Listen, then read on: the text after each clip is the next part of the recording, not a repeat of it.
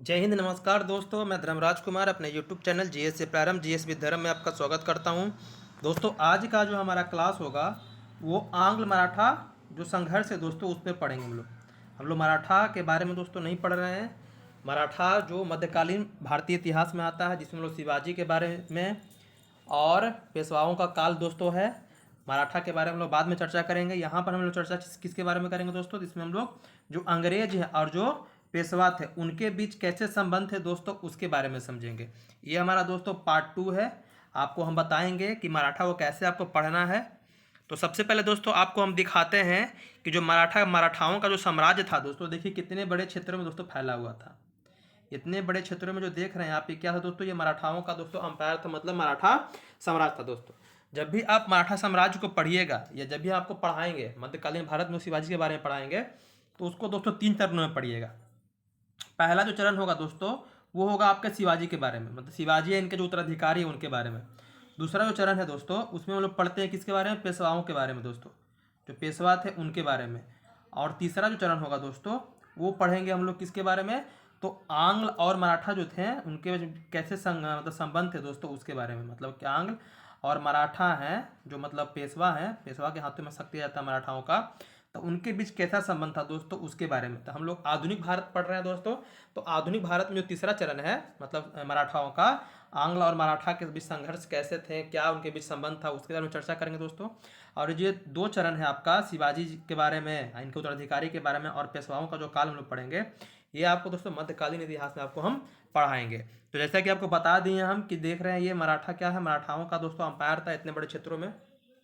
ऐसा दोस्तों माना जाता है कि अंग्रेजों को जो सबसे बड़ी चुनौती दी जाती थी वो दोस्तों मराठाओं से, सबसे ज़्यादा जो डर था अंग्रेजों को दोस्तों मराठाओं से, इसीलिए जल्दी मराठाओं से दोस्तों भिड़ते नहीं थे, क्योंकि उनको पता था कि मराठाओं से भिड़ने का काम है, मतलब कि अपने जो भी उपनिवेश भारत में स्थापित किए हैं उसको अपने हाथ से जाने देना, मतलब कि हाथ से खो देना दोस्तों। इसीलिए वो हमेशा मराठाओं पर दोस्तों डरते थे। लेकिन मराठाएं क्या थे, जो मराठा साम्राज्य था वो आपसी मतभेद के कारण, मतलब कि आपस में फूट पड़ने के कारण दोस्तों क्या होता है, अंग्रेज दोस्तों इस पर हावी हो जाते हैं। और यही मौका चाहते थे कौन, अंग्रेज। वो सारी बातें दोस्तों आपको हम बताएंगे इसमें आंग्ल मराठा संघर्ष के बारे में दोस्तों। तो जैसा हम बताएं कि देख लीजिए, ये मराठा साम्राज्य था।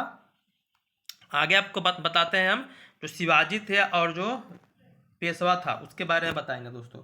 तो शिवाजी के बारे में जब भी पढ़िएगा तो शिवाजी के बारे में पूरी चर्चा करते हैं, जिसमें इसमें औरंगजेब विशेषकर आता है। उनका संघर्ष में सब औरंगजेब से दोस्तों चलते रहता है। और जब शिवाजी की मृत्यु होती है 1680 में, तो उनके उत्तराधिकारी के रूप में आपके संभाजी और राजा राम आते हैं दोस्तों। राजा राम के मृत्यु के बाद दोस्तों जो इनके अल्पवयस्क पुत्र रहते हैं कौन, शिवाजी द्वितीय, इनकी ताराबाई इनकी माता का नाम है, जो इनकी संरक्षिका बनकर ये क्या करते हैं, शासन करते हैं। और बाद में दोस्तों क्या आता है, साहू जी गद्दी संभालते हैं मराठाओं का, मतलब छत्रपति का, और लंबे समय तक दोस्तों ये शासन करते हैं। 1749 में क्या होता है, साहू जी की दोस्तों मृत्यु हो जाती है। तो साहू जी की मृत्यु के बाद 1750 में दोस्तों क्या होता है, संगोला की संधि होती है। किसकी, संगोला, याद रखिएगा। सुगौली अलग है, संगोला अलग है। सुगौली जो होता है अंग्रेज और आपके नेपाल जो होते हैं उनके बीच में होता है, जो गोरखा होते हैं उनके बीच में होता है। और संगोला दोस्तों जो होता है ये छत्रपति और जो आपके पेशवा दोस्तों उनके साथ होता है। इसमें क्या होता है, तो जो भी छत्रपति के पूरे अधिकार होते हैं, मतलब किसके अधीन आ जाते हैं, तो पेशवाओं के अधीन आ जाते हैं। यहाँ से क्या होता है, पेशवा दोस्तों पूरे मराठा शक्ति का दोस्तों प्रधान हो जाता है। लेकिन यहाँ पर पेशवाओं में क्या होता है दोस्तों, आपस में एक परिसंघ का निर्माण होता है, मतलब कि पेशवाओं में दोस्तों फूट पड़ जाता है।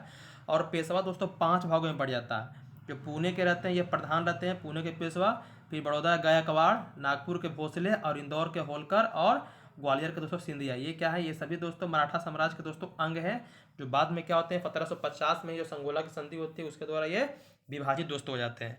आपको दिखाएंगे हम पेशवाओं का काल कैसा था। देखिए यहाँ पर, तो सबसे पहला जो अगर आपसे पूछ दे कि मराठा साम्राज्य के संस्थापक कौन थे, तो शिवाजी का नाम आएगा। लेकिन कभी आपसे प्रश्न कर दे कि मराठा साम्राज्य का द्वितीय संस्थापक कौन थे, तो बालाजी विश्वनाथ। बालाजी विश्वनाथ जो साहू जी क्या करते हैं, अपना पेशवा दोस्तों उनको नियुक्त करते हैं 1713 में दोस्तों।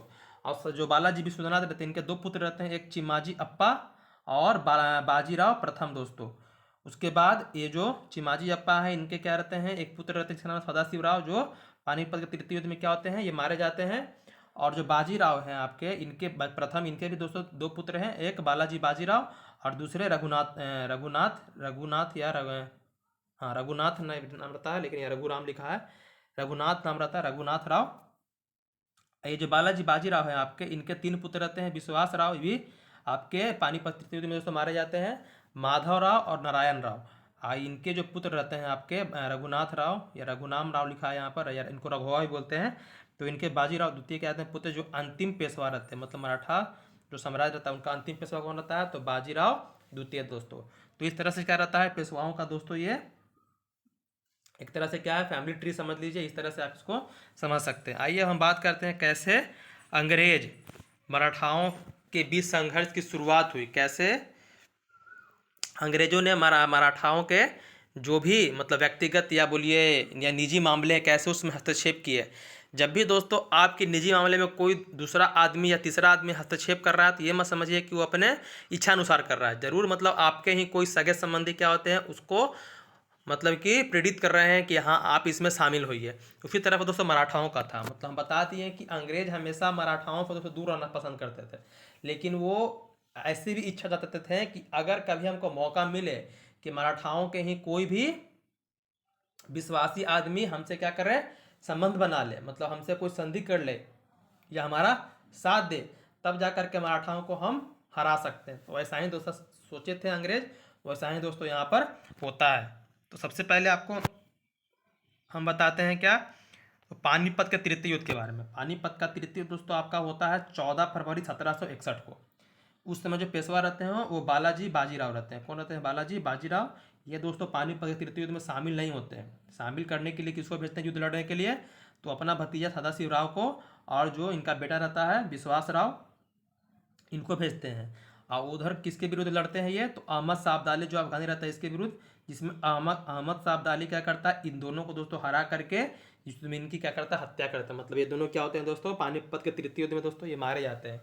जब इस बात की खबर बालाजी बाजीराव को दोस्तों पहुंची कि आपके क्या हो गए दोनों जो आंखें के तारे हुए हैं वो क्या हो गए, स्वर्ग सिधार गए, तो वो दोस्तों क्या होता है, ये दुखी हो जाते हैं। दुख से क्या होता है दोस्तों, इनकी भी मृत्यु हो जाती है। मृत्यु के बाद अब समस्या होती है कि अगला जो पेशवा बनेगा कौन बनेगा। जब ये दोस्तों तृतीय पानीपत का युद्ध होता है, उसमें जब पेशवाओं की हार होती है, तो पेशवाओं का या मराठा की बोलिए हार होती है, तो मराठाओं की स्थिति दोस्तों अत्यंत कमज़ोर हो जाती है, बहुत ही स्थिति दयनीय हो जाती है। वहाँ से उभार पाना मतलब कि फिर से पुनः पहले की अवस्था में आना मराठाओं के लिए दोस्तों बहुत ही मुश्किल था। लेकिन ये मुश्किल काम को कर कर दिखाते हैं माधव राव दोस्तों। माधव राव जो उनके ही पुत्र रहते हैं बालाजी बाजीराव के। तब माधव राव क्या होते हैं, अपने पिता के मृत्यु के बाद दोस्तों क्या करते हैं, बनते हैं अगला पेशवा, जो 1761 से 1772 तक दोस्तों ये शासन कालीन का रहता है। तो जिसके बाद उनके पुत्र माधव राव प्रथम क्या कहते हैं पेशवा बनते हैं। लेकिन इनके जो चाचा हैं, मतलब बालाजी बाजीराव के भाई थे, बता दिए थे रघुनाथ राव, या हमारा रघुराम लिखा है लेकिन रघुनाथ नाम रहता है, रघुनाथ राव, या उन्हीं को हम लोग बोलते हैं रघोबा। वो भी दोस्तों इच्छा जाहिर करते हैं किसके लिए, तो पेशवा पद के लिए, मतलब कि वो भी चाहते हैं कि हम भी पेशवा बने। लेकिन दोस्तों उनकी बात नहीं बनती, मतलब वो पेशवा बनना चाहते हैं लेकिन वो बन नहीं पाते। लेकिन क्या होता है दोस्तों, ऐसा मौका आता है कि जो माधव राव हैं उनका 1772 में क्षय रोग से दोस्तों उनकी मृत्यु हो जाती है। तो जब उनकी मृत्यु होती है तो जो इनके भाई है नारायण राव, वो क्या बोलते हैं दोस्तों, अगले पेशवा बनते हैं। लेकिन जब अगले पेशवा जब नारायण राव को बनाया जाता है, तो जो इनके चाचा हैं कौन, वो रघुनाथ राव, वो क्या होते हैं दोस्तों, वो जलन की भावना दोस्तों व्यक्त करना शुरू करते हैं, मतलब उनसे ईर्ष्या करना शुरू करते हैं, क्योंकि वो भी चाह रहे हैं कि आप पेशवा बनना। पहला तो मौका था कि उनके भाई की मृत्यु हुई तो वो बन नहीं पाए, उनके भतीजा बने।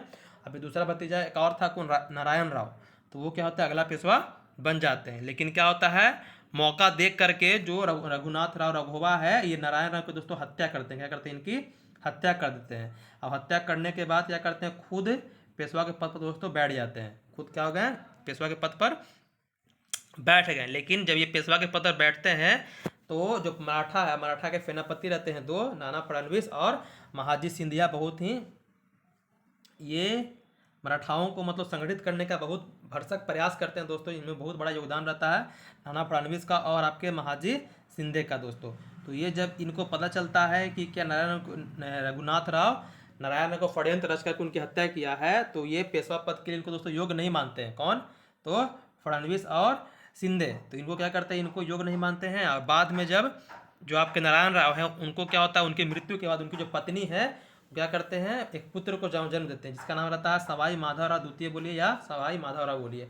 जब इनका जन्म होता है माधवराव द्वितीय का, जब उनकी नारायण की पत्नी जन्म देती है, तो नाना फडणवीस और आपके जो शिंदे हैं क्या करते हैं, इनके जो अल्पवयस्क जो भी क्या है नवजात शिशु हैं उनको दोस्तों क्या करते हैं, घोषित कर देते हैं, क्या चीज़ बना देते हैं, उनको पेशवा बना देते हैं। मतलब अल्पवयस्क ही लड़का है, मतलब बच्चा है, उसको क्या कर दिए, पेशवा बना दिए। और जो रघुनाथ राव है उनको उनके पेशवा पद से दोस्तों हटा दिए। जब रघुनाथ राव को दोस्तों जब पेशवा पद से हटाते हैं तो बता दिए आपको हम कि रघुनाथ राव को बहुत लंबे समय से इच्छा थी पेशवा बनने की, पेशवा बना, लेकिन कुछ समय बाद उसको हटा दिया गया, तो उसको ये दोस्तों सहा नहीं गया। और तो बता दिए कि अंग्रेज यही चाह रहे थे कि हमें कोई मौका मिले क्या, उनके निजी मामलों में हस्तक्षेप करने का, तो हम हस्तक्षेप जरूर करेंगे। और वैसा ही मौका मिल गया। रघुनाथ राव क्या हुआ, तुरंत गया किसके पास, तो अंग्रेज के पास। तो देखिए क्या बताएं हम आपको कि नाना फडणवीस और शिंदे ने क्या किया, उनको हटा करके जो नारायण के नवजात शिशु थे माधव राव द्वितीय, इनको क्या किए दोस्तों, बना दिए पेशवा। और पूरी शक्ति जो है अपने हाथ में ले लिए। नाना फडणवीस ने क्या किया, उसी समय एक संगठित किया, मतलब गठन किया बड़ा भाई परिषद, या बार भाई परिषद क्या किया, गठन किया। जो क्या करते थे, ये तो अल्पवयस्क थे, तो पूरा संचालन जो करते थे ये बाड़ भाई परिषद था। यही क्या करता था दोस्तों, पेशवाओं का जो शासन तो चलाता था। उसके बाद क्या हुआ कि बताएं कि जिसके द्वारा वे अपने इस अभियान को सफल बनाने की कोशिश करते थे, जिसमें वे कुछ समय बाद सफल भी हो जाते हैं। नारायण राव के पुत्र सवाई माधवराव को पेशवा घोषित कर देते हैं, बता दिए घोषित हो गए। अब बात हुआ कि रघुनाथ राव को जैसे ही हटाया तो क्या हुआ, वो ईर्ष्या की भावना में जलने लगे और अपने आप को पेशवा बनाने की चाह लेकर कहाँ चल गए, अंग्रेजी ईस्ट इंडिया कंपनी के पास चले गए। दोस्तों आपको बताएं कि अंग्रेज तो चाह रहे थे कि कोई भी मराठा मेरे पास आए और उसके निजी मामले में हमको हस्तक्षेप करने का मौका मिले। जैसा अंग्रेज चाह रहे थे वैसा ही मौका ये रघुनाथ राव दोस्तों दे दिया। वो क्या गए, उनसे सहयोग मांगने के लिए दोस्तों गए, और यही सहयोग क्या होता है, बाद में मराठा और अंग्रेज के बीच में दोस्तों 3 आंग्ल मराठा युद्ध के रूप में दोस्तों लेकर के आता है। याद रखिएगा, इससे पहले हम लोग मैसूर पढ़े थे, मैसूर में 4 मैसूर युद्ध पढ़े थे, और मराठा में पढ़ेंगे 3 मराठा आंग्ल, मतलब 3 आंग्ल मराठा युद्ध। देखिए जब भी मराठा आप लिखते हैं तो मराठा में कितने शब्द आते हैं, 3 शब्द आते हैं, म रा हो गया और ठा हो गया। तो इसलिए याद रखिएगा आंग्ल मराठा युद्ध कितने हुए हैं, 3 हुए हैं। तो हम इसमें जो क्लास इसमें दोस्तों हम लोग प्रथम आंग्ल मराठा युद्ध के बारे में बात करेंगे, कैसे उसकी पृष्ठभूमि तैयार हुई, कैसे कौन सी संधि हुई, सभी चीज़ों के बारे में दोस्तों इसमें हम चर्चा करेंगे। जो पहला आपका प्रथम आंग्ल मराठा युद्ध हुआ था वो 1775 में शुरू होकर के 1782 में दोस्तों खत्म हुआ था। मतलब सूरत की संधि आपका, हाँ सूरत की संधि शुरू होता है और सालबाई की संधि से दोस्तों क्या होता है, ये खत्म होता है। तो चलिए हम बात करते हैं कैसे कैसे होता है। तो बता दिए थे कि रघुनाथ राव अपने ही मराठा लोगों के विरुद्ध पेशवा बनने के लिए विद्रोह कर दिया, और 1775 में क्या होता है, ये जाता है ब्रिटिश ईस्ट इंडिया कंपनी के पास सहयोग मांगने के लिए। और उसके साथ क्या करता है, एक सूरत की संधि होता है, किसके बीच में, रघुनाथ राव और अंग्रेज के बीच में। क्यों हो रहा है संधि, क्योंकि रघुनाथ राव चाह रहा है क्या बनना, तो पेशवा बनना दोस्तों। तो पेशवा बनने की चाहत उसको कहाँ लेकर चल गई, तो अंग्रेज के पास दोस्तों लेकर चल गई, और अंग्रेज यही चाहते थे। फिर क्या होता है, सूरत की संधि 1775 में दोस्तों होता है, किसके बीच में, तो अंग्रेज और रघुनाथ राव के बीच में। दोस्तों इसमें कौन कौन सी बातें होती है देखिए यहाँ पर आपको हम बताते हैं। तो पहला बात होता है कि जो सालसेट द्वीप है और बेसिन है वाला क्षेत्र है वो किसको मिलेगा, अंग्रेज ईस्ट इंडिया कंपनी को दिए जाएंगे। ये जो क्षेत्र हैं, जो अभी वर्तमान समय की बात कर ले तो जो मुंबई और ठाणे वाला क्षेत्र भी है वो क्षेत्र दोस्तों इसके अंतर्गत आते हैं। सूरत और भड़ौत के क्षेत्र से आने वाले राजस्व को अंग्रेज कंपनी के साथ बांटा जाएगा। मतलब कि जो भी सूरत और भड़ौत से जो भी राजस्व इकट्ठा होकर आएगा तो उसमें क्या होगा कि कुछ पेशवा को जाएगा और कुछ कंपनी को जाएगा। मतलब कि जब क्या होगा, जब रघुनाथ राव पेशवा बन जाएगा तब की दोस्तों ये बात हो रही है कि जब आपको हम पेशवा बना देंगे तो ये सालसेट और बेसिन मेरा हो जाएगा, और सूरत भड़ौत से जो भी राजस्व आएगा उसका आधा हिस्सा हमें देना पड़ेगा। इसके बदले मैं क्या करूँगा, मतलब अंग्रेज क्या करेंगे, तो उसके बदले अंग्रेज जो हैं वो रघुनाथ राव को 2500 सैनिक, मतलब 2500 सैनिक क्या करेंगे, सहयोग के लिए देंगे। यही दोस्तों क्या था, सूरत की संधि था। हम बता दिए कि रघुनाथ राव को पेशवा के अलावा कुछ नहीं दिख रहा था, मतलब पेशवा की गद्दी के अलावा कुछ नहीं दिख रहा था। वो चाह रहा था कि हमको पेशवा पेशवा की गद्दी किसी तरह से हमको प्राप्त करना है। तो ये सारे संधि को दोस्तों क्या करता है, ये सशर्त दोस्तों मान लेता है। कौन, रघुनाथ राव दोस्तों। उसके बाद क्या होता है, उसके बाद दोस्तों इसके बाद जो सूरत की संधि हुई किसके साथ, रघुनाथ राव के साथ। तो उस समय 1773 का रेगुलेटिंग एक्ट आ गया था, जिसमें जो प्रधान किसको बनाया गया था, तो बता दिया था अंग्रेज की 3 प्रेसिडेंसी थी। बंगाल एक था, मद्रास था और एक आपका बम्बई था। बंगाल, मद्रास और बम्बई या कोलकाता बोल दीजिए। तो जो बंगाल प्रेसिडेंसी था वो वहाँ का क्या क्या रहता है दोस्तों, प्रधान रहता है। ये दोनों कुछ भी काम करना है तो पहले बंगाल के जो भी गवर्नर जनरल होंगे उनसे दोस्तों लेना पड़ेगा अनुमति। तो जब ये संधि हुआ रघुनाथ राव के साथ, किसका, तो ये आपके बम्बई का, जो बम्बई के गवर्नर जनरल थे वो क्या करते हैं, संधि करते हैं। तो ये संधि के बाद सूरत की संधि जब होती है तो रघुनाथ राव की सहायता के लिए कौन जाता है, आपका एक कर्नल किटिंग, मतलब सैनिक सहायता के लिए दोस्तों जाता है और अपने सैनिकों के साथ मराठा साम्राज्य के साथ युद्ध करने के लिए दोस्तों गया। अब उधर से कौन आते हैं मराठा की तरफ लड़ने के लिए, तो मराठों की तरफ लड़ने के लिए दोस्तों आते हैं जो हरिपंत फड़के, जो बाढ़ भाई परिपथ के सदस्य थे, वो क्या करते हैं, मराठाओं की दोस्तों कमान संभालते हैं। और 1775 में क्या होता है दोस्तों, युद्ध की शुरुआत होती है किसके बीच में, तो रघुनाथ राव और अंग्रेज का जो एक सेनापति रहता है कर्नल किटिंग, उसके, और जो बाढ़ भाई परिपथ के सदस्य रहते हैं वो मराठाओं का दोस्तों बागडोर संभालते हैं, हरिपंत फड़के। दोस्तों युद्ध चल ही रहा था कि जो संधि हुआ था, संधि का दोस्तों पेपर जाता है कहाँ पर, तो संधि का पेपर जाता है बंगाल, मतलब कि बंगाल जो प्रेसिडेंसी थी अंग्रेजों की वहाँ जाता है, किसके लिए, तो वहाँ पास होने के लिए। लेकिन वहाँ पर उस समय तत्कालिक समय में कौन रहता है, बंगाल का गवर्नर जनरल, तो वॉरेन हेस्टिंग। वॉरेन हेस्टिंग क्या करता है दोस्तों कि इसके बारे में तो हमें कुछ पता ही नहीं है, मतलब सूरत की संधि के बारे में दोस्तों हमको कुछ पता ही नहीं है, और दोस्तों क्या करता है, उसको अस्वीकार कर देता है। मतलब जो पेपर जाता है, पास होने की प्रतिलिपि जाता है, वो क्या करता है, उसको अस्वीकार करता है। कौन, आपका वॉरेन हेस्टिंग। वॉरेन हेस्टिंग क्या किया कि इसको अस्वीकार कर दिया कि हम इस तरह कोई संधि को नहीं मानते हैं। जब संधि को अस्वीकार कर दिया तो जो बंगाल प्रेसिडेंसी द्वारा मराठाओं को यह युद्ध समाप्त करने के लिए दोस्तों कहा जाता है, और बंगाल के जो गवर्नर जनरल वॉरेन हेस्टिंग होते हैं अपना एक प्रतिनिधि भेजते हैं जिसका नाम होता है कर्नल उपटन, को मराठाओं के साथ पुरंदर की संधि करने के लिए दोस्तों भेजते हैं। मतलब कि मराठाओं को समझाते हैं कि इस तरह की कोई संधि मतलब अंग्रेज नहीं किया है, ये मतलब ये संधि क्या है, संधि हम इसको नहीं मानते हैं, और हम आपको अपना एक अधिकारी को भेजते हैं जो मेरा प्रतिनिधि है, उसके साथ आप संधि कीजिए, और जो युद्ध चल रहा है युद्ध को दोस्तों आप विराम कीजिए, ऐसा वॉरेन हेस्टिंग बोलता है। अब दोस्तों होता है पुरंदर की संधि। पहला क्या हुआ था, सूरत की संधि से युद्ध शुरू हुआ था। दूसरा होता है पुरंदर की संधि 1776 में, किसके बीच में, तो मराठा और अंग्रेज के बीच में होता है। लेकिन अंग्रेज का कौन सा अधिकारी रहता है, तो वॉरेन हेस्टिंग का प्रतिनिधि रहता है उपटन। अब यहाँ पर क्या होता है शर्त, तो यहाँ पर शर्त रखा जाता है, कौन कौन सी बातें होती है, तो इसमें कहा जाता है कि जो सवाई माधव राव द्वितीय हैं हरियाणा के पुत्र, वही क्या होंगे, पेशवा होंगे। मतलब जो पेशवा बोल रहे हैं कि जो आपके पेशवा पहले से हैं वही पेशवा रहेंगे, रघुनाथ राव पेशवा नहीं रहेगा। इसके साथ अंग्रेज कंपनी के द्वारा मराठाओं के किसी भी विरोधी के साथ संधि नहीं करी जाएगी, रघुनाथ राव से भी नहीं। मतलब कि कहा गया कि जो कंपनी होगी, जो मराठाओं के जो भी विरोधी होंगे उसके साथ किसी प्रकार की कोई संधि नहीं करें। मतलब अंग्रेज जो मराठा है उसके किसी विरोधी के साथ क्या करेंगे, संधि नहीं करेंगे, चाहे वो रघुनाथ राव क्यों ना हो, उससे भी संधि हम नहीं करेंगे। अगली बात कही जाती है कि इस युद्ध के दौरान अंग्रेजी कंपनी द्वारा मराठाओं को जिन क्षेत्रों पर कब्जा कर लिया है गया था वे मराठाओं को वापस दिए जाएंगे। मतलब अंग्रेज ने जिन क्षेत्रों पर, जो मराठा का क्षेत्र था उस पर कब्जा किया है, उसको वो वापस कर दिया जाएगा, ये बात इसमें कहा जाता है। उसके अलावा कहा जाता है इसमें दोस्तों कि मराठाओं द्वारा अपने विद्रोही हो चुके भाई रघुनाथ राव को प्रस्ताव दिया गया है कि अगर वो अपनी सेना खत्म कर दे तो उसको मराठाओं द्वारा 25,000 राशि की पेंशन प्रति माह दी जाएगी। मतलब कि जो रघुनाथ राव की अपनी एक सेना तैयार करके रखा था युद्ध करने के लिए, तो उसको कहा गया मराठाओं के द्वारा कि अगर वो क्या करे, उसको खत्म कर देता है तो मराठा क्या करेंगे, मतलब पेशवा जो होंगे उसको 25,000 पेंशन के रूप में प्रति माह देंगे।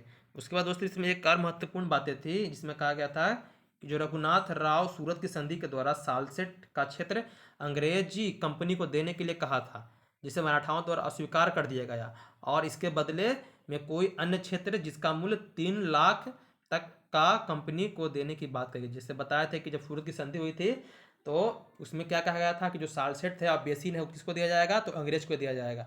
लेकिन यहाँ पर जो पेशवा है उसको मना करते हैं कि कहा था कि रघुनाथ राव के साथ सूरत की संधि हुई थी जिसमें रघुनाथ राव ने कहा था कि सालसेट द्वीप अंग्रेज को दिया जाएगा, लेकिन सालसेट द्वीप आपको हम नहीं देंगे, लेकिन इसके बदले कोई 3 लाख की जो भी क्या होगा क्षेत्र होगा उसको आपको हम दे सकते हैं, ऐसा पेशवा ने प्रस्ताव में कहा।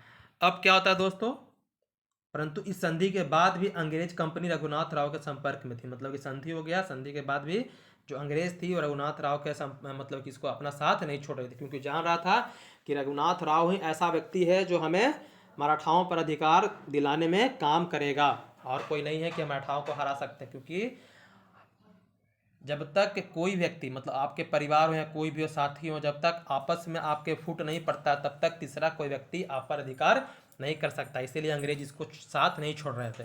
इसके बाद मराठाओं ने अपने बल को और ज़्यादा बढ़ाने का प्रयास किया ताकि अंग्रेज कंपनी भविष्य में उनसे युद्ध न कर सके। बता दिए कि मराठा समझ गए थे कि अंग्रेज बाज आने वाले नहीं है, इसीलिए क्या किए, वो अपना शक्ति को, सैन्य शक्ति को बढ़ाने का प्रयास में लगे रहे दोस्तों। उसके बाद क्या होता है, इस क्रम में मराठाओं द्वारा 1777 में क्या होता है, फ्रांस के साथ एक मैत्रीपूर्ण संधि की गई। मराठाओं की यह संधि का उद्देश्य अपनी सेना को और ज़्यादा मजबूत और सुदृढ़ बनाना था। मतलब बता दिए तो अपनी सेना को मजबूत करना चाहते थे, इसीलिए फ्रांस के पास गए सैन्य मजबूती के लिए। अब क्या होता है, तो मराठाओं की फ्रांस के साथ एक मैत्रीपूर्ण संधि हो गई। इसमें मराठाओं को 2500 मतलब 2500 यूरोपीय सैनिक दिए गए और 10,000 भारतीय सैनिकों को यूरोपीय लाइन में दोस्तों प्रशिक्षण देने की बात कही गई। और इसके बदले मराठाओं द्वारा फ्रांस को पश्चिमी बंदरगाह व्यापार करने के लिए दिए गए। मतलब कि फ्रांस जब इतनी सारे काम किए तो फ्रांस को मराठा का कुछ हक बनता था देने के लिए, तो मराठा ने कहा कि आप पश्चिमी जो बंदरगाह है हमारा, उस पर आप व्यापार कर सकते हैं। अब क्या होता है कि मराठाओं की फ्रांस के साथ ऐसी संधि को जानकर अंग्रेजी कंपनी ने इसका विरोध किया और मराठाओं पर आक्रमण कर दिया। जब मतलब कि अंग्रेजों को लगा कि जो मराठा हैं फ्रांस के साथ नज़दीकियाँ बढ़ा रहे हैं, जो हमारे लिए मुश्किल पैदा हो सकता है, तो ये जब उसको जानकारी हुई तो तुरंत अपनी सेना तैयार करके मराठाओं पर दोस्तों क्या किया, हमला कर दिया। तब जो मराठाओं के सेनापति थे महाजी शिंदे द्वारा मराठा सेना का नेतृत्व किया गया और उन्होंने अपनी बुद्धि का प्रयोग करते हुए क्या किया, जो अंग्रेजी सेना थी उसको ताले गांव के पास बुलाई। मतलब कहा कि आपको युद्ध करना है तो ताले गांव के पास आइए, और ताले गांव के घाटों पर आक्रमण करने के लिए उकसाया। और जैसे ही अंग्रेजी सेना वहां पर आक्रमण करने पहुंची, मराठा सेना ने उन पर आक्रमण कर दिया और इसके साथ साथ मराठा सेना ने अंग्रेजी सेना को खापोली में बने हुए बेस को भी ध्वस्त कर दिया। मतलब अपना एक बुद्धिमानी का परिचय दे करके महाजी शिंदे ने क्या किया, अंग्रेजों को दोस्तों पराजित कर दिया। अब क्या होता है, यहाँ यह सब देख करके अंग्रेजी सेना भाग खड़ी। मतलब कि देखा कि हमारी क्या हो रही है, हमारी सेना हार रही है, तो तुरंत वो क्या होते हैं, अंग्रेजी सेना वहाँ से भाग निकल जाती है। लेकिन क्या होता है, मराठा क्या करते हैं, उसके बड़गांव क्षेत्र में मराठा सेना अंग्रेजी जो सैनिक रहते हैं, सेना रहते हैं, उसको क्या करते हैं, घेरा मतलब घेर लेते हैं। पूर्ण रूप से क्या करते हैं, उसको घेराबंदी दोस्तों कर लेते हैं और अंततः मजबूर होकर के जो अंग्रेजी कंपनी रहती है, अंग्रेजी सैनिक रहते हैं, वो क्या करते हैं, उसको आत्मसमर्पण करना पड़ता है 1779 में दोस्तों। अब क्या होता है, जब बड़गांव में उसको मतलब कि मराठों ने उस पर घेराबंदी करके मतलब उस पर उनको पकड़ लिया, तो पकड़ने के बाद उसको संधि होता है किसके बीच में, अंग्रेज और मराठा के बीच में फिर से संधि हुई, जिसका नाम क्या था, बड़गांव। क्योंकि बड़गांव में दोस्तों पकड़ा था, इसलिए बड़गांव की संधि दोस्तों होती है। देखिए अभी 3 संधि पढ़े हम लोग। सूरत की संधि से युद्ध क्या होता है, शुरू होता है, पुरंदर की संधि से युद्ध खत्म होता है, फिर बड़गांव की संधि यहाँ हुआ, तो जब अंग्रेज सेना को क्या किया, उस पर अधिकार कर लिया, तब जाके ये संधि होता है।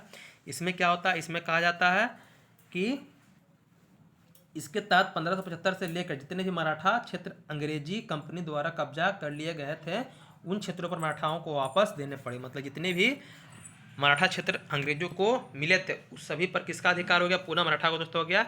इसके साथ वह अंग्रेजी सेना के साथ रघुनाथ राव को भी मराठा सेना द्वारा पकड़ लिया गया। मतलब कि रघुनाथ राव जो उसका साथ दे रहा था उसको भी दोस्तों पकड़ लिया गया।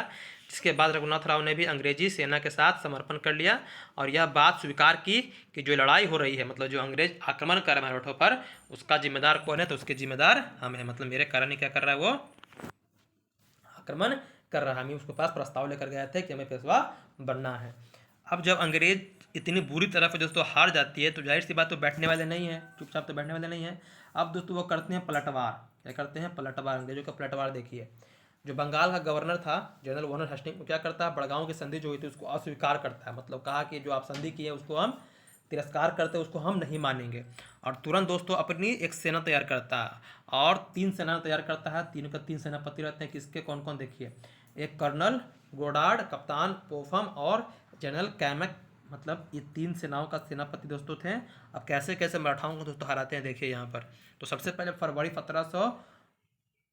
79 में कर्नल गोडार्ड की सेना ने अहमदाबाद क्षेत्र पर दोस्तों अधिकार कर लिया, मतलब उसको कब्जा कर लिया। फिर 1780 में कप्तान जो पोफम थे उनकी फौज ने क्या किया, जो ग्वालियर था उस पर दोस्तों अधिकार कर लिया। आगे फिर उसके बाद इससे कुछ समय बाद 1780 में जो कर्नल गोडार्ड थे पुनः क्या किए, बेसिन तो था उस पर दोस्तों कब्जा कर लिया। और जो कैमक है वो 1781 में क्या करते हैं, जो सिपरी है वहाँ पर महाजी शिंदे को दोस्तों पराजित करके वहाँ पर अधिकार कर लेते हैं दोस्तों। तो इस तरह से क्या होता है, पलटवार करके जो अंग्रेज हैं वो जो मराठों का क्षेत्र था उस पर धीरे धीरे दोस्तों कब्जा करना शुरू करते हैं। अब क्या होता है, फिर से दोस्तों संधि होता है। इसके बाद बंगाल के गवर्नर जनरल वॉरेन हेस्टिंग्स ने नाना फडणवीस और पेशवा के साथ अपनी मांगों के हिसाब से संधि करने के लिए महाजी शिंदे को उनसे अलग करना चाहा। मतलब कि महाजी शिंदे उनको क्या किया, उनको कहा कि आपको अलग थलग रहना है, मतलब कि आपको संधि करवाना है, मतलब कि हमसे और जो मराठा है उनसे, लेकिन आप किसी के पक्ष में नहीं रहिएगा। इस शांति समझौते में वॉरेन हेस्टिंग का उद्देश्य महाजी शिंदे को मराठा से अलग करना था। और अब महाजी शिंदे ना मराठाओं के साथ थे और ना ही अंग्रेजी कंपनी के साथ। उनका कार्य बीच में रह करके अब होने वाली संधि दोनों पक्षों में मध्यस्थता व्यक्ति की तरह कार्य करना था। मतलब कि ना वो मराठों के साथ है ना ही वो अंग्रेजों के साथ है, बल्कि क्या उनको बीच में रह करके क्या कहता है दोस्तों, संधि की जो भी बातें दोस्तों उसको करनी है। और 1782 का दोस्तों होता है सालाबाई की संधि। इसी के द्वारा क्या होता है, आपका प्रथम आंग्ल मराठा युद्ध दोस्तों खत्म हो जाता है। तो जैसा कि बता दिए कि महाजी सिंधी क्या करेंगे, बिचौलिया करके संधि करवाएंगे। तो इसमें क्या कहा गया, देखिए बातें कौन कौन थी आपकी सालाबाई की संधि में। तो पहला बात था कि साल्सेट का क्षेत्र अब पूर्णतः अंग्रेजी कंपनी के नियंत्रण में कर दिया जाएगा। इसके साथ जो 1776 की पुरंदर की संधि के बाद जितने ही मराठा क्षेत्र अंग्रेजी कंपनी ने अपने अधिकार में लिए थे उन्हें वापस दिए जाएंगे। जो बड़गांव की संधि के द्वारा क्या हुआ था, मराठा अपने क्षेत्र में कर लिए थे तो उसको अस्वीकार करके जो भी क्षेत्र था अंग्रेजों का वो पुनः वापस इसमें मांग लिए दोस्तों। उसके बाद कहा गया कि मराठा किसी भी अन्य यूरोपीय कंपनी के साथ कोई संधि नहीं करेगी। जैसे मराठा क्या कर रहे थे, अपनी शक्ति को बढ़ाने के लिए फ्रांसीसी की सहायता कर रहे थे, मतलब उनसे सैनिक सहायता ले रहे थे संधि करके। तो ये कहा गया अंग्रेजों द्वारा कि आप किसी भी यूरोपीय कंपनी से क्या कीजिएगा, किसी प्रकार की कोई संधि नहीं कीजिएगा। और इसमें इसके अलावा कहा गया कि इस बिंदु पर महाजी शिंदे को दोनों पक्ष की ओर से साक्षी बना दिया गया। मतलब कि आप क्या हैं, महाजी शिंदे क्या हैं, साक्षी हैं। अगर दोनों पक्षों की ओर से कोई इस संधि के विरुद्ध कार्य करता है तो उसकी पूरी जिम्मेदारी किसकी होगी, तो महाजी शिंदे की होगी दोस्तों। ये सारी बातें थी। इसके बाद क्या होता है, तो इसके बाद अंग्रेजी कंपनी फिर से मराठा क्षेत्रों में अपना व्यापार कार्य करने में मतलब शुरू कर देती है। और इस संधि के बाद अंग्रेज और मराठाओं के बीच में दोस्तों क्या होता है, लगभग 29 वर्षों तक शांति रहती है। कितने वर्षों तक, 29 वर्षों तक, नहीं 29 वर्ष नहीं है, 20 वर्ष कर लीजिएगा। 20 वर्ष तक क्या रहती है दोस्तों, शांति रहती है। 20 वर्ष तक कोई युद्ध वगैरह नहीं होता है। उसके बाद द्वितीय आंग्ल मराठा युद्ध दोस्तों शुरू होता है, जो 1802-3 से लेकर 1800 दोस्तों आपका चलता है 4-5 तक। तो कैसा लगा वीडियो दोस्तों में कमेंट करके बताइएगा। अगर अच्छा लगा तो अपने दोस्तों को भी शेयर कीजिएगा। अगर कोई पॉइंट समझने में दोस्तों दिक्कत आई होगी तो हमें जरूर बताइएगा। इसमें 4 संधियाँ थी, पहला सूरत की संधि, दूसरा था पुरंदर की, तीसरा आपका बड़गांव और चौथा था दोस्तों आपका सालबाई की संधि। संधि महत्वपूर्ण होता है, लेकिन कैसे कैसे संधि हुई देखिए। जो पहला संधि हुआ था सूरत की संधि, उससे युद्ध प्रारंभ हुआ था। रघुनाथ राव क्या किया था, पेशवा बनने के लिए आता है अंग्रेज के पास और वहाँ से दोस्तों क्या होता है, युद्ध प्रारंभ होता है। लेकिन जब वॉरेन हेस्टिंग्स की इस बात की खबर पड़ती है कि संधि हुआ है तो तुरंत क्या करता है, संधि को दोस्तों खत्म करता है। और पुरंदर की संधि दोस्तों होती है 1776 में, जिसके द्वारा युद्ध को दोस्तों समाप्ति होता है। फिर जब युद्ध समाप्ति के बाद अंग्रेज अपनी सैनिक सहायता बढ़ाना शुरू करते हैं मराठाओं। तो इसके बाद जब इसकी जानकारी होती है किसको, अंग्रेजों को, तो तुरंत क्या करता है, तो आक्रमण करता है। लेकिन उसमें पराजय होती है और बड़गांव के पास मराठाओं की सेना अंग्रेजों को घेर लेती है। वहाँ पर दोस्तों बड़गांव की संधि होती है। उसके बाद फिर से वॉरेन हेस्टिंग्स अपनी सेना तैयार करता है और 3 सेनापति के नेतृत्व में सेना भेजता है। धीरे धीरे पूरे मराठा क्षेत्र पर दोस्तों कब्जा करना शुरू करता है। 1782 में सालबाई की संधि दोस्तों होती है। तो चारों संधि को दोस्तों याद रखिएगा, आसानी से आपको समझ में आ जाएगा कैसे कैसे क्या थी कहानी। उम्मीद करते हैं आपको सारी बातें समझ में आ गई होगी और अच्छे से पढ़िएगा। अगर एक बार में समझ नहीं आएगा दोस्तों तो दूसरा 2 बार देखिएगा। अगर कोई पॉइंट कहीं परेशान कर रहा होगा समझने आपको तो हमें कमेंट करके जरूर दोस्तों बताइएगा। और हमें टेलीग्राम अगर PDF चाहिए तो हमारे टेलीग्राम ग्रुप पर दोस्तों जुड़ जाएगा। और जैसा कि बता दिए थे कि हमारे टेलीग्राम चैनल पर ही चलता है डेली रात के 9:30 बजे क्यूज, जो प्रीवियस ईयर क्वेश्चन चलता है दोस्तों और टॉपिक वाइज चलता है। तो उसे भी ज्वाइन करके उसका आप लाभ उठा सकते हैं दोस्तों। तो ज़रूर से उसको ज्वाइन कीजिएगा और वीडियो को लाइक एवं सब्सक्राइब कीजिएगा दोस्तों। धन्यवाद दोस्तों।